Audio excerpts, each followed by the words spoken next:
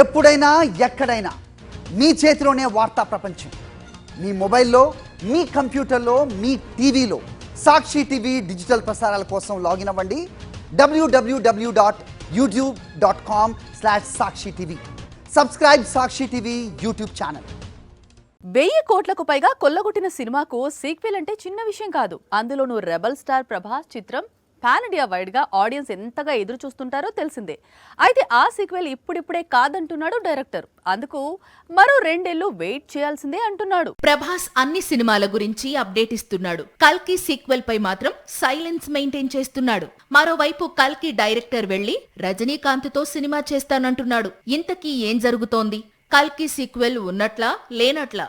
దీనికి రెబెల్ నుంచి రిప్లై రాకపోయినా నాగ్ అశ్విన్ నుంచి వచ్చేసింది. కల్కి సీక్వెల్ ఇప్పట్లో లేనట్లే అంటున్నాడు. కల్కి సీక్వెల్ అంటే చిన్న ప్రాజెక్ట్ కాదని, స్టార్ హీరోల కాంబినేషన్స్ చాలా కీలకం.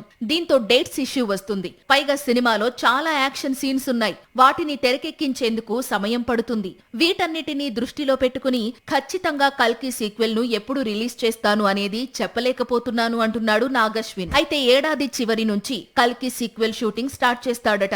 షూటింగ్ కు తక్కువ సమయం పట్టినా పోస్ట్ ప్రొడక్షన్ కు చాలా సమయం పడుతుంది. అందుకే మరో 2 ఏళ్ల తరువాతే కల్కి సీక్వెల్ ప్రేక్షకుల ముందుకు వచ్చే అవకాశాలు ఉన్నట్లు నాగ్ అశ్విన్ చెప్పుకొచ్చాడు.